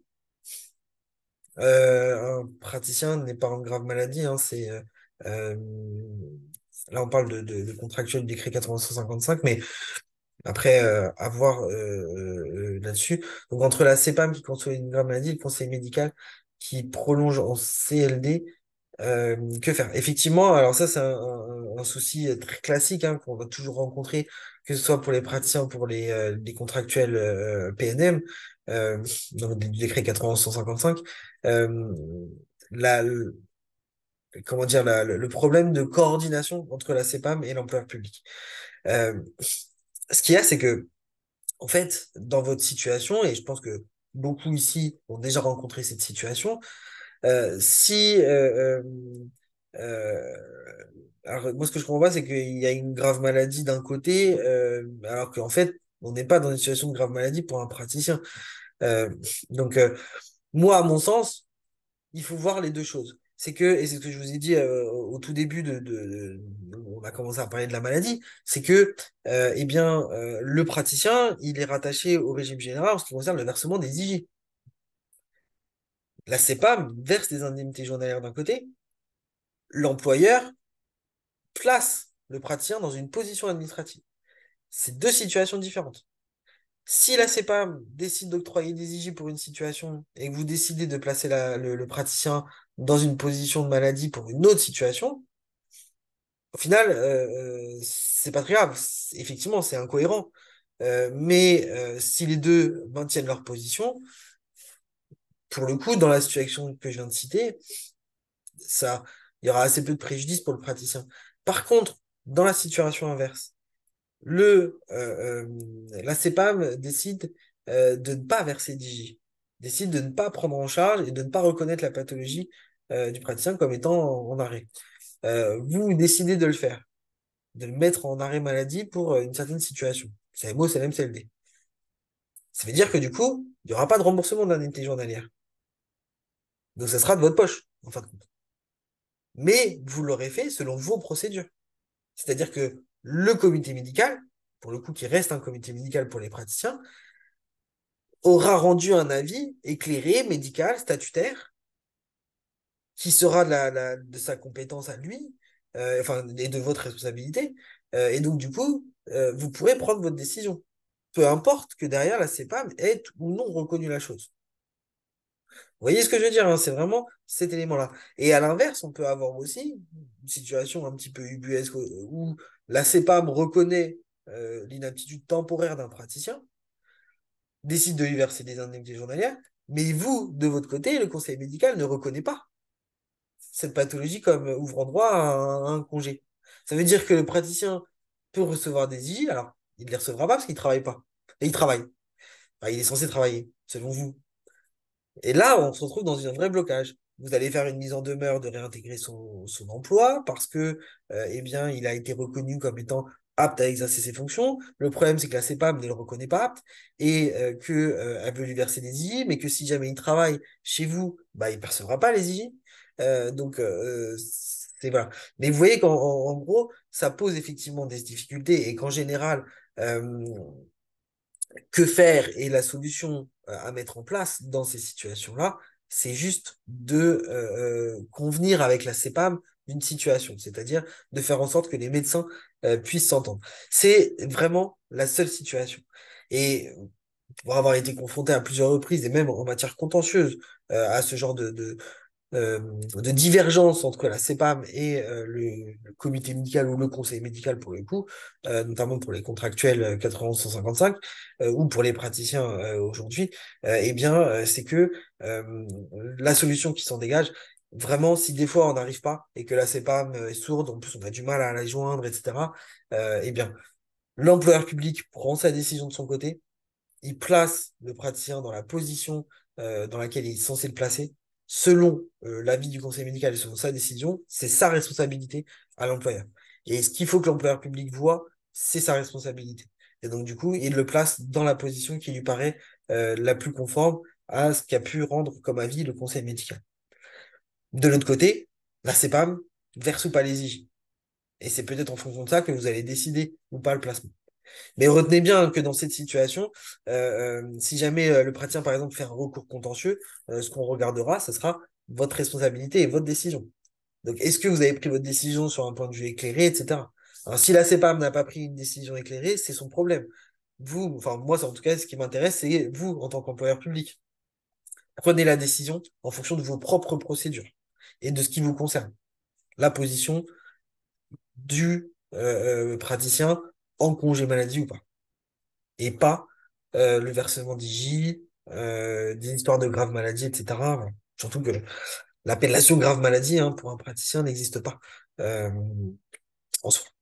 C'est des appellations du régime général. Donc, si c'est la CEPAM qui vous a dit ça, déjà la CEPAM fait une erreur de qualification. Donc en soi, ça veut bien dire qu'elle se trompe. Donc placez-le dans la situation. Voilà, ça sera juste par contre une incidence financière si jamais il n'y a pas d'IJ derrière, etc. Ou si c'est des IJ grave maladie que vous placez en CLD. Voilà. Mais ne vous en occupez pas, hein, parce que je pense qu'en plus, dans votre situation, si c'est juste que la CEPAM a dit c'est une grave maladie ou c'est une longue maladie, voilà, et que vous avez dit c'est un CLD, c'est 5 ans alors que la CEPAM a dit c'est 3 ans, euh, là-dessus, c'est vous que ça concerne de le mettre pendant 5 ans. Parce que l'octroi d'un CLM ou d'un CLD se fait par la décision du directeur de l'établissement et après avis du comité médical. Bon, la CEPAM, c'est les IJ. Voilà. J'espère avoir été clair là-dessus. Je l'ai répété à plusieurs reprises, mais je pense que c'est important de bien le dire. Et c'est vrai que quand je le dis, quand on en parle, etc., et puis surtout sur un webinaire de 2 heures, c'est que ça paraît simple et on a toujours des situations particulières et complexes dans les services. J'en ai tout à fait conscience. Ouais. Mais c'est souvent, effectivement. Alors, c'est ce qui en fait une matière très intéressante aussi. Je voudrais juste pouvoir poursuivre sur le reste. Vous aurez dans les slides qui vous seront transmises par la NFH tous ces éléments-là. Je voudrais juste avoir le temps d'aborder une chose et peut-être de brosser un petit peu ce que j'ai prévu d'aborder comme sujet. Euh, Aussi, hein, notamment la cessation des fonctions. Parce que c'est un sujet à la fois actuel et à la fois un peu stratégique et compliqué hein, sur ce point-là. Donc je voudrais vous en parler également d'un point de vue protection sociale, euh, notamment vieillesse. Parce que eh bien, les praticiens, vous le savez, dans la fonction publique, on ne peut travailler que jusqu'à l'âge de 67 ans. Hein, dans la fonction publique, c'est l'âge de la décote, c'est l'âge limite d'activité pour un fonctionnaire, pour un contractuel, et à la base aussi pour les praticiens. C'est-à-dire que dans le code de la santé publique, on nous dit que eh bien, les praticiens ne peuvent travailler que jusqu'à l'âge de 67 ans, qu'ils soient titulaires ou sous contrat. Euh, c'est le code de la santé publique. Et c'est dans sa partie réglementaire.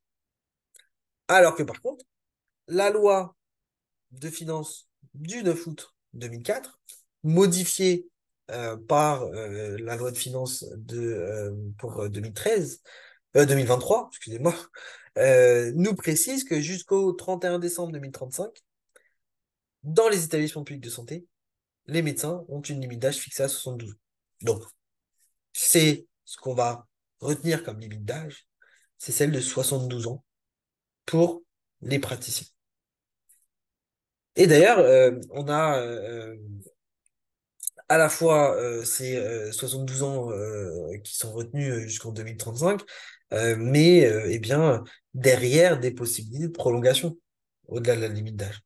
Alors, je vous ai mis un titre transitoire en fonction de l'âge de naissance hein, des praticiens, si vous en avez encore, mais commence à se tarir un peu ceux qui sont de ces générations-là.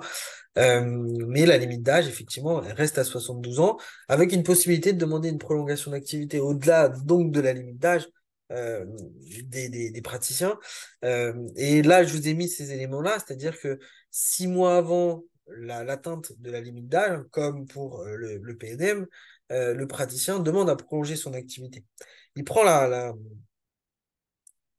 euh, éventuellement avec des précisions sur pourquoi, etc., de la prolongation, et le directeur de l'établissement, que ce soit pour les PH ou pour les praticiens sous contrat, prend sa décision après avis du président de la CME, et pour les PH, après avis motivé aussi du directeur général du CNG. Pour les praticiens sous contrat, le CNG n'intervient pas. Alors, on est d'accord?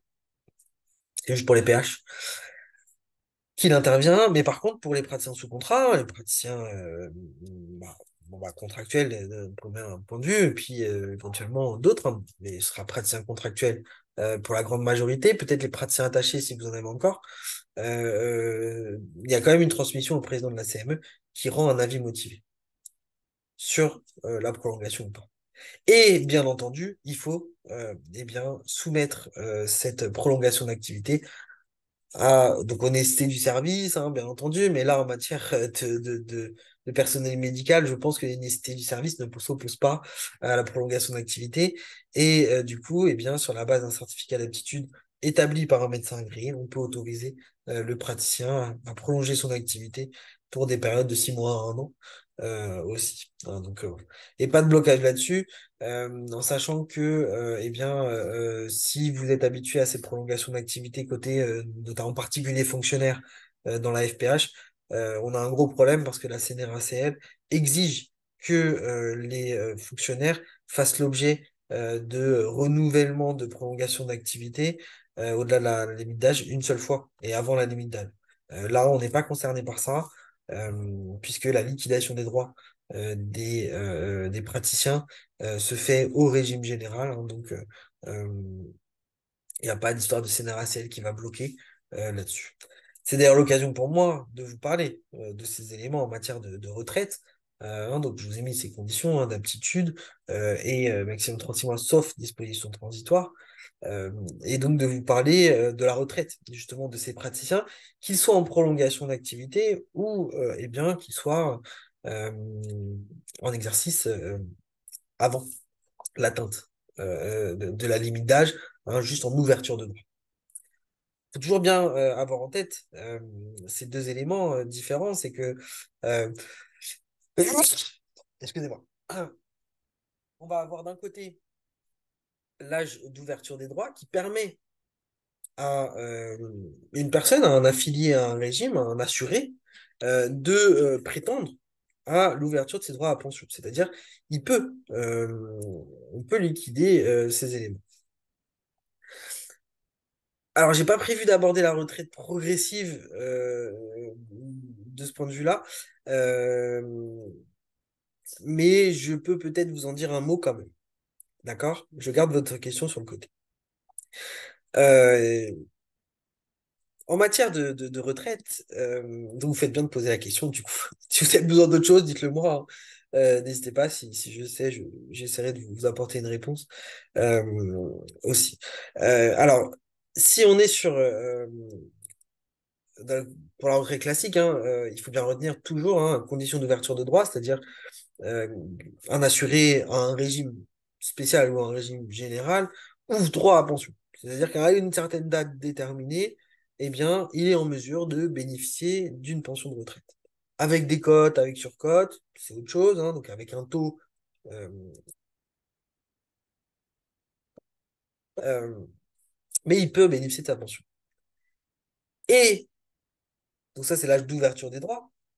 On a aussi un âge limite d'activité qui est l'âge de l'annulation de la surcote, c'est-à-dire que c'est un âge où, eh bien, on n'applique plus de surcote, on n'applique plus de décote, plutôt, excusez-moi, et où le taux ne va pas diminuer. Euh, et les praticiens en particulier peuvent demander les bénéfices de leur pension entre ces deux âges. Et donc, en fin de compte, entre aujourd'hui 64 ans et 67 ans, qui est l'âge limite d'activité. Alors, même si on nous dit qu'ils peuvent travailler jusqu'à 72 ans, hein, dans le code de la santé publique, on nous dit, voilà, l'âge limite d'activité, c'est 67, l'âge d'annulation de la décote, le régime général, c'est 67 ans, etc. Donc, du coup, hein, on peut continuer entre 64 et 67 ans, et éventuellement, ça peut nous permettre de cumuler des trimestres en plus. Voilà. Alors, je vais revenir dessus, parce que le praticien, hein, là aussi, on est toujours dans ce système hybride particulier des praticiens, qui en fait son intérêt et ses caractéristiques particulières. Il est affilié au régime général de la sécurité sociale en ce qui concerne son régime de base, et il est affilié à l'IRCANTEC en ce qui concerne son régime complémentaire.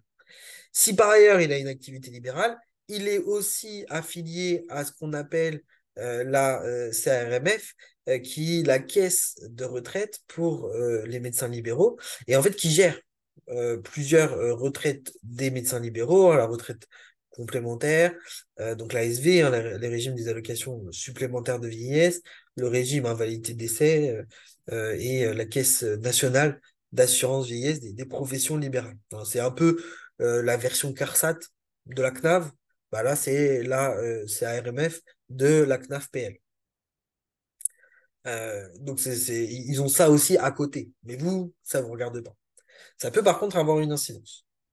Et je vais vous montrer après pourquoi, mais en particulier plutôt sur leur régime complémentaire. Puisque le régime de base, c'est assez simple. Avec le relèvement de l'âge de départ en retraite de la réforme de 2023, on va avoir effectivement, en fonction des générations, un trimestre supplémentaire qui va être relevé en fonction de l'âge de naissance. Donc l'âge d'ouverture des droits que vous voyez dans la deuxième colonne va augmenter d'un trimestre supplémentaire par génération, à compter des assurés nés le 1er septembre 1961, avec des années d'ouverture des droits qui donc du coup augmentent, et une durée d'assurance, donc un nombre de trimestres requis, qui augmente aussi. Hein, aujourd'hui, on demande 172 trimestres. Et donc, du coup, avec un âge d'annulation de la décote, donc un âge limite d'activité qui reste à 67 ans, c'est-à-dire qu'à partir de 67 ans, si on part en retraite, notre taux de pension ne diminue pas. Quand je parle de taux de pension, je ne sais pas si vous voyez ce que je veux dire, c'est ce calcul de la pension de retraite du régime général. On prend les 25 meilleures années, donc le salaire annuel moyen de base, c'est le carré orange, qu'on multiplie par le taux plein de 50%. Et c'est là aussi, si on arrive à 67 ans, on est multiplié par 50%. Si on arrive à l'âge d'ouverture des droits, donc 64 ans, en fonction de l'âge de naissance, mais dans toutes les générations qui sont nées à compter de 68, ça sera 64 ans l'âge d'ouverture des droits. Si à 64 ans, on a un nombre de trimestres d'assurance qui est inférieur au nombre de trimestres requis, eh bien, du coup, c'est ce qu'on appelle une décote, on va réduire ce taux de pension. Et donc, on va plus être à 50%, mais peut-être à 48%. Et donc, ce salaire annuel moyen, on va le multiplier par ce taux de pension, réduit ou pas, en fonction de l'âge de départ et de la durée d'assurance justifiée, et on va multiplier par cette durée d'assurance divisée par la durée de référence. C'est-à-dire que je dois justifier de 172 trimestres, j'en ai 172. Du coup, le carré violet, il va être égal à 1. Parce que je dois avoir 72 et j'en ai 172. Du coup, c'est égal à 1. Donc, on va multiplier mon salaire année moyen de base si je pars avec un taux maximal de 50%. Eh bien, ce sera une pension de retraite qui sera égale à 50% de ma rémunération moyenne des 25 meilleures années de ma carrière. Tout simplement. Si par contre, j'ai à la fois un nombre de trimestres inférieur et une durée d'assurance tout régime inférieure, c'est-à-dire que je pars après l'âge d'ouverture des droits, mais par contre, j'ai pas le bon nombre de trimestres exigés, ça va réduire ces 50%. Tout simplement, c'est comme ça que la pension de base est déterminée. Pour les praticiens, il n'y a pas forcément d'enjeu, même si en général, par rapport aux années d'activité, il y a un sujet. Aux années d'études, notamment. Donc, ils pouvaient procéder au rachat de leurs années d'études, mais le rachat d'années d'études, soit on augmente euh, le nombre de trimestres à justifier au régime général pour ne pas avoir justement cette décote-là, soit on permet à l'ouverture des droits d'être plus intéressante. En fait, c'est soit on agit sur le taux, soit on agit sur la durée d'assurance, soit on agit sur les deux. Mais ça a un coût et ça coûte assez cher. Je n'ai pas le temps en 2 heures de vous expliquer tous ces mécanismes, mais c'est vrai que ça coûte assez cher. Hein. Ça peut, pour gagner 4 trimestres, par exemple, ça peut coûter 10 000 euros, par exemple. En sachant que si on a des années incomplètes, on peut racheter aussi des trimestres, mais ça coûte pareil très cher. Il faut payer les cotisations salariales et patronales. Surtout que ça, c'est que le régime général, le régime de base du régime général, donc des praticiens, s'ils ne travaillent que au sein d'une structure hospitalière. À côté, ils ont aussi un régime complémentaire, donc l'IRCANTEC. Hein. L'IRCANTEC, c'est l'institution de retraite complémentaire des agents non titulaires de l'État et de ses collectivités, qui est un système donc, de retraite complémentaire. C'est une retraite à points, hein, c'est-à-dire que, eh bien, en fonction des cotisations qui vont être appelées sur les rémunérations des praticiens, on va chaque année pouvoir déterminer un nombre de points qui vont leur être accordés. Et au moment de la liquidation de leur droit à pension complémentaire, ils pourront avoir une partie, les points, en fait, convertis en somme d'argent. Et en fonction du nombre de points dont ils justifient au terme de leur carrière, eh bien, soit ils auront une pension de retraite mensuelle, soit une pension de retraite trimestrielle, soit une pension de retraite complémentaire, hein, toujours annuelle, soit un capital qui leur sera versé en solde de tout compte. C'est-à-dire que l'IRCANTEC leur dira, vous avez moins de 1500 points sur l'ensemble de votre carrière, et bien du coup, je vous verse 3000 euros et on se quitte bons amis. C'est un peu ça dans les faits. Euh, je résume de manière très triviale, mais c'est un petit peu ça. Pourquoi est-ce que devant vous, vous voyez justement une tranche A et une tranche B? C'est parce que le système des l'IRCANTEC fonctionne comme ça, hein. Si on a des contractuels parmi nous de la fonction publique, donc du décret de 9165, vous cotisez à l'IRCANTEC sur une partie tranche A et peut-être sur une partie tranche B. Tout dépend du plafond de la sécurité sociale. C'est-à-dire que la tranche A, euh, eh bien, c'est toutes les rémunérations qui sont versées dans la limite du plafond de la sécurité sociale. Donc, toutes les rémunérations qui sont soumises à cotisation du régime général. Euh, si un praticien gagne moins de 43 992 euros bruts à l'année, il ne cotisera qu'en tranche A. Et vous le savez, le, le, le- le plancher de rémunération du personnel médical, en général, quand on est en plein exercice, hein, donc euh, on va dire à minima l'assistant, on est sur un seuil de rémunération euh, qui est déjà pas encore totalement supérieur, hein, mais on n'est pas loin quand même de ces éléments-là, parce que l'assistant généraliste qui serait euh, il est à 36 000 et quelques euros par an brut. Hein, donc, voilà, pas très très loin. Et donc, du coup, l'assistant, hein, donc ça reste quand même le premier statut de plein exercice débutant. Et après, vous le savez, hein, le contractuel est, dans tous les cas, son seuil de rémunération, que ce soit l'ancien praticien contractuel ou le nouveau, leur seuil de rémunération sont supérieurs à ces éléments, enfin, ou tout juste, hein, parce qu'il est à 41 000, le seuil minimal, donc on est tout juste. Et donc, du coup, il cotise sur la tranche A euh, pour toutes les rémunérations inférieures à ce plafond, et il cotise en tranche B pour toutes les rémunérations qui vont jusqu'aux 351 936 euros, donc c'est-à-dire 8 fois le plafond de la sécurité sociale. Et en fin de compte, le système, c'est que tout simplement, on va avoir un taux d'appel qui est décidé par le conseil d'administration de l'IRCANTEC, et ils vont prélever une part employeur et une part salariale sur les rémunérations dans la limite de la tranche A, parce qu'il y a un taux de cotisation limite de tranche A et un taux de cotisation en tranche B. Et donc, du coup, pour chacun de ces deux types de rémunération, on va avoir une cotisation spécifique. Et après, eh bien, on va pouvoir transformer ça en points. Euh, et c'est ça. Pour rester sur ces cotisations, je vous disais tout à l'heure, il va faire une différence parfois entre ceux qui exercent une activité libérale, ceux qui n'en exercent pas. C'est parce que, eh bien, les praticiens, en fonction encore une fois de leur statut, ne vont pas avoir le même taux de cotisation. Hein, si vous avez un PH en activité libérale, eh bien, il ne va pas cotiser de la même façon que s'il n'est pas en activité libérale. Et l'assiette de cotisation va concerner ces émoluments hospitaliers et toutes ces indemnités.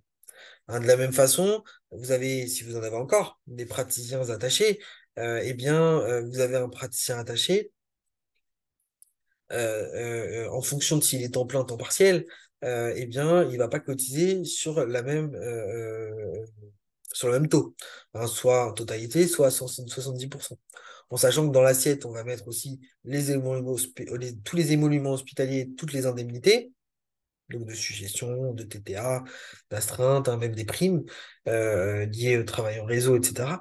Euh, mais même pour les praticiens attachés, l'indemnité différentielle, hein. Vous savez, cette fameuse indemnité différentielle qui avait pour principe de classer le praticien attaché à un certain échelon de son grade, mais qui avait pour effet de diminuer sa rémunération par rapport à ce qu'il percevait antérieurement.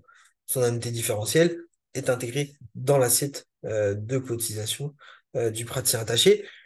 D'ailleurs, hein, on reviendra dessus, comme pour un autre praticien aussi, qui fait l'objet, pareil, d'une intégration de son indemnité différentielle. Les assistants, pareil, hein, temps plein, temps partiel. Alors là, il n'y a pas de différence de taux. Temps plein, temps partiel, ils vont cotiser de la même façon sur toutes les rémunérations auxquelles ils peuvent prétendre, dans tous leurs émoluments et indemnités.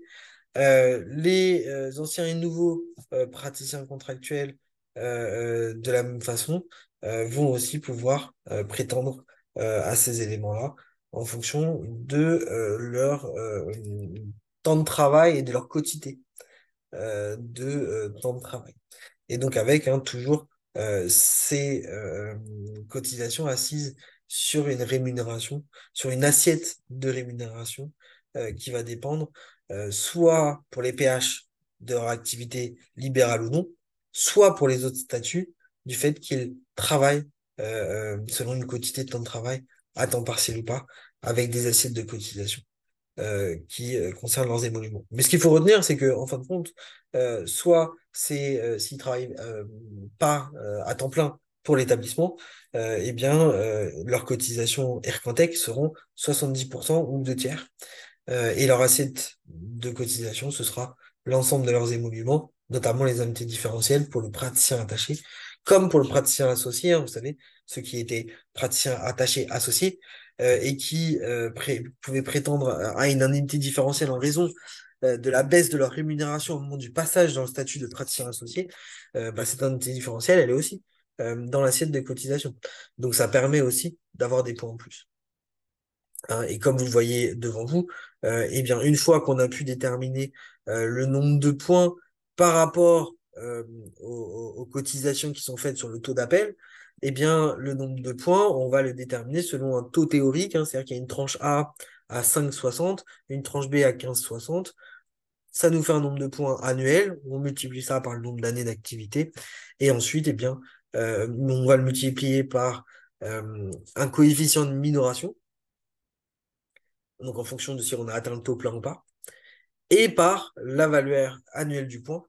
Euh, et cette valeur annuelle du point, elle est par exemple en 2023 de 0,51621.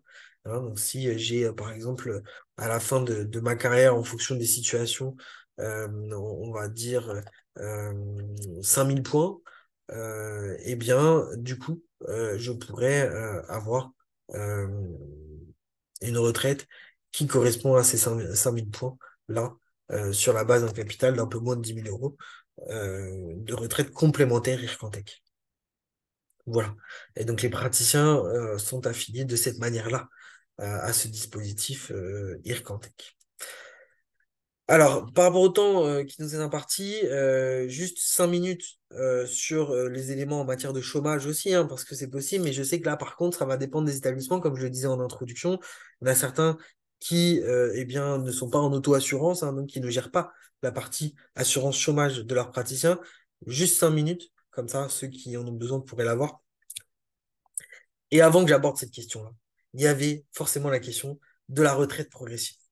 La retraite progressive, effectivement, qui est un régime qui a été réintroduit par la réforme des retraites et qui est aujourd'hui possible à mettre en place hein, depuis le 1er septembre 2023. Et en fait, tout simplement, hein, le système, c'est que donc un praticien va pouvoir demander à bénéficier d'une partie de sa retraite sur une base d'une quantité de temps de travail qui n'est pas travaillé, justement. Hein, c'est-à-dire qu'il va demander en fait le bénéfice d'un temps partiel, par exemple à 50%. 50%, il aura sa rémunération. Les 50% restants, ce sera sa pension de retraite. Et il peut moduler ce temps partiel, si l'employeur est d'accord, bien entendu, hein, mais ça reste un temps partiel sur demande, donc en fonction des nécessités du service. Le truc, c'est que vous, la retraite progressive, ça ne vous concerne pas plus que ça. C'est la CEPAM qui va, la CEPAM, excusez-moi, la CARSAT, hein, la CNAM, qui va dire oui ou non, je verse la retraite progressive. Euh, la seule chose qui sera nécessaire, c'est que au préalable de cet accord rendu par la CARSAT, eh bien, l'établissement va avoir pris une décision de placement en temps partiel. Et donc, du coup, il faudra que le praticien puisse justifier euh, de, euh, de ce temps partiel pour pouvoir prétendre à cet élément-là. Hein, donc, voilà. Vous avez ces éléments-là qui vont être identifiés et alors c'est pour ça que vous parlez de retraite progressive, hein, je ne sais pas si vous parliez de cessation progressive d'activité ou pas, euh, mais la cessation progressive d'activité est dans le même esprit, hein, c'est-à-dire que à partir d'un certain âge, alors pour la retraite progressive, on est sur au plutôt 2 ans avant l'âge d'ouverture des droits, hein, donc 62 ans. Alors que par contre, pour la cessation progressive d'activité des praticiens, c'est à partir de leurs 57 ans et qui justifie bien avoir eh bien, euh, des années de cotisation particulières. On leur demande 33 années de cotisation, hein, ce qui nous fait en termes de trimestre eh bien, 132. Donc on est quand même 40 trimestres en dessous de ce qui est exigé pour l'ouverture des droits à pension, qui est de 172. Donc on exige ces années de cotisation, 132 trimestres, éventuellement avec des services assimilés, et 57 ans. Et donc le premier jour du mois suivant de leur 57e anniversaire, ils peuvent bénéficier de cette cessation progressive d'activité, c'est-à-dire que, eh bien, ils ont une partie temps partiel dans l'établissement, une partie euh, euh, une partie retraite euh, au prorata de la durée, forcément, qui leur est accordée. En sachant que eh bien, la rémunération qui leur est servie par l'établissement pendant la cessation progressive d'activité ne va pas rentrer dans l'assiette des cotisations IRCANTEC pour les praticiens. Donc voilà, juste avoir ça à l'esprit. Euh, parce que c'est la cessation progressive d'activité classique du praticien, mais le législateur a mis, et je ne sais pas si le praticien sera concerné ou pas, c'est pour ça que vous me parlez de retraite progressive. Dans mon esprit, j'ai entendu retraite progressive. Donc je vous ai parlé de cette retraite progressive. La cessation progressive d'activité, c'est un autre système. Je suis désolé, les termes sont à peu près pareils, mais c'est vrai que ça répond à deux régimes juridiques différents. Et je ne sais pas si le législateur intègre ou pas le praticien dans le nouveau dispositif de retraite progressive. Parce que ce nouveau système de retraite progressive permet, pendant la retraite progressive, de cumuler de nouveaux droits à pension. Alors que la cessation progressive d'activité ne permet pas notamment d'avoir des droits à retraite complémentaire. Et donc de recalculer la pension du praticien par la suite. Donc ça, c'est un des enjeux aussi.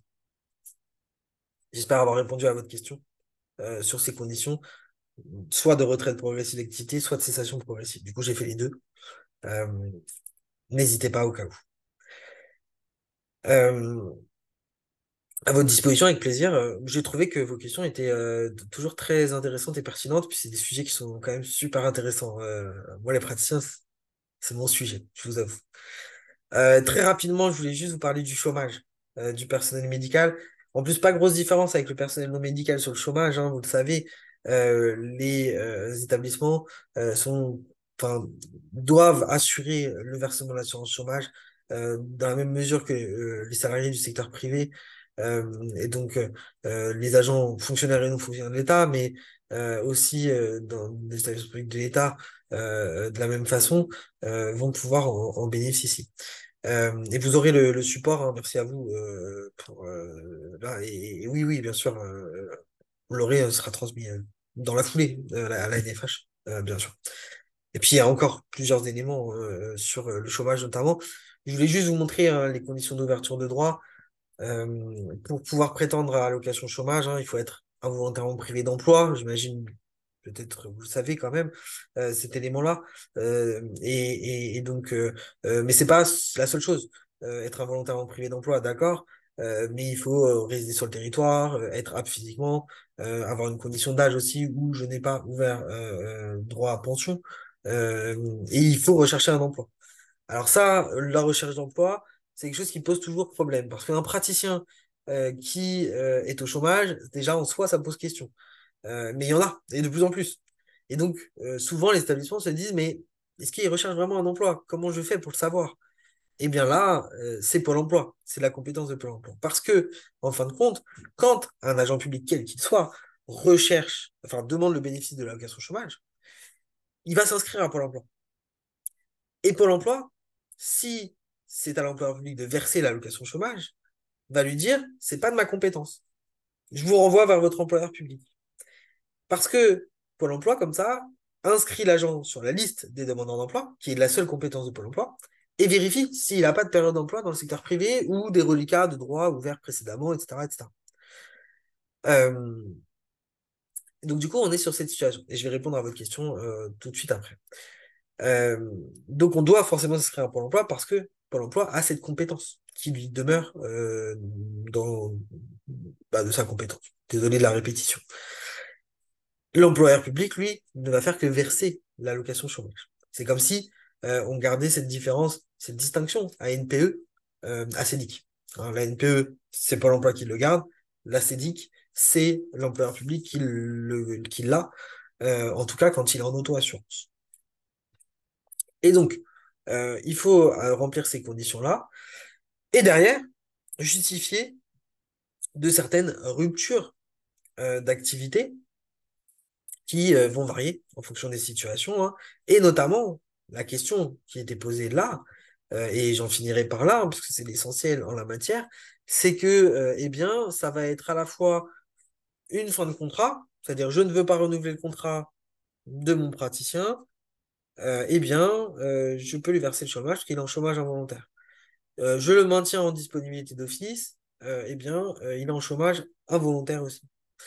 Ce qui existe hein, pour les praticiens également, bien entendu. Je le licencie. Bon là, ça va être plus compliqué, hein. On révoque un petit peu moins les praticiens que le PNM, donc c'est un cas qu'on retrouvera un petit peu moins. Ou je conclus une rupture conventionnelle. Ne pas oublier que c'est que pour les PH et pour les CDI, les praticiens en CDI, cette rupture conventionnelle. Et donc, du coup, éventuellement, je vais sur le terrain d'une rupture conventionnelle. Euh, et donc, du coup, on est sur ce point-là. Il peut y avoir aussi le cas de la démission légitime, hein, rejoindre son conjoint, parce que, ou sinon, parce que j'ai un enfant en situation de handicap qui change d'établissement, voilà, des choses de ce type-là, hein, qui peuvent permettre d'ouvrir droit à démission légitime et donc à chômage. Euh, et la grosse question, c'est, eh bien, effectivement, je ne renouvelle pas mon contrat en tant que praticien et la jurisprudence sur ce point est très claire. Et on en a encore eu une dernière il n'y a pas très longtemps, il y a 2, 3 semaines, hein. Euh, L'agent qui refuse de renouveler son contrat, il est regardé comme involontairement privé d'emploi si sa volonté de ne pas renouveler son contrat repose sur un motif légitime. Donc du coup, le fait de ne pas renouveler son contrat, qu'on nous propose au sein d'un établissement, eh bien, nous fait regarder comme étant volontairement privé d'emploi, donc comme ne pouvant bénéficier de l'allocation chômage. Ce qui nous permet de retomber sur votre question de votre côté. Un médecin qui ne renouvelle pas un contrat, même par le biais d'une agence intérim, en mise à disposition, il bénéficiera pas des ARE dès lors que les ARE sont à la charge de votre établissement. Hein, après, si de leur côté, en intérim, ils le font, pas de souci. Mais vous, par contre, vous n'aurez pas à assumer la charge de l'ARE. Par contre, si c'est l'agence d'intérim, parce que son affiliation reste intérim, etc., et donc secteur privé, euh, oui, il y aura le droit, parce que dans le secteur privé, on n'a pas cette distinction du refus de renouvellement à l'initiative du bénéficiaire. Ouais, donc du coup, dans le privé, si je renouvelle pas mon contrat, j'ai le droit quand même à l'allocation chômage. Mais peut-être ça changera, hein, déjà. On a vu le changement en début d'année sur l'abandon de poste. Alors, ou avant, dans le privé, ça ouvrait droit quand même à l'allocation chômage. Voilà.